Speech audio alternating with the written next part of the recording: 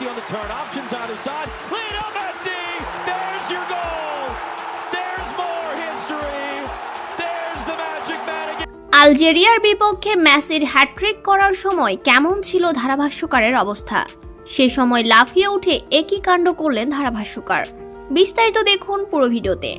দর্শক, বিশ্বকাপের মঞ্চে আজ যেন একাই তাণ্ডব চালালেন ফুটবল বিশ্বের মহাতারকা লিওনেল মেসি। আলজেরিয়ার বিপক্ষে শুরু থেকে শেষ পর্যন্ত ছিল শুধুই মেসির জাদু আর মেসির শো।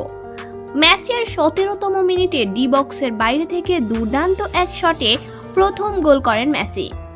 বলটি এতটাই নিখুঁত ছিল যে আলজেরিয়ার গোলরক্ষক শুধু তাকিয়ে তাকিয়ে দেখেছেন। গোল হতেই উচ্ছ্বাসে ফেটে পড়ে পুরো স্টেডিয়াম। এরপর ম্যাচের 60তম মিনিটে দুর্দান্ত এক আক্রমণ থেকে নিজের দ্বিতীয় গোলটি করেন মেসি। তখনই গ্যালারিতে শুরু হয়ে যায় মেসি মেসি ধ্বনি। কিন্তু আসল জাদু তখনও বাকি ছিল। ম্যাচের ৭৬তম মিনিটে কয়েকজন ডিফেন্ডারকে কাটিয়ে অসাধারণ ফিনিশিংয়ে বল জালে জড়িয়ে পূর্ণ করেন নিজের হ্যাট্রিক।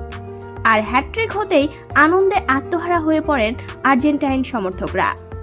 এদিকে মেসির হ্যাট্রিকের মুহূর্তে নিজের আবেগ ধরে রাখতে পারেননি ধারাভাষ্যকারও। চেয়ার ছেড়ে লাফিয়ে উঠে তিনি চিৎকার করে বলতে থাকেন, হ্যাট্রিক হ্যাট্রিক হ্যাট্রিক। এটাই ছিল লিওনেল মেসি, এটাই ফুটবলের রাজা, এটাই সেই খেলোয়াড় যাকে দেখে নতুন প্রজন্ম ফুটবল শিখবে।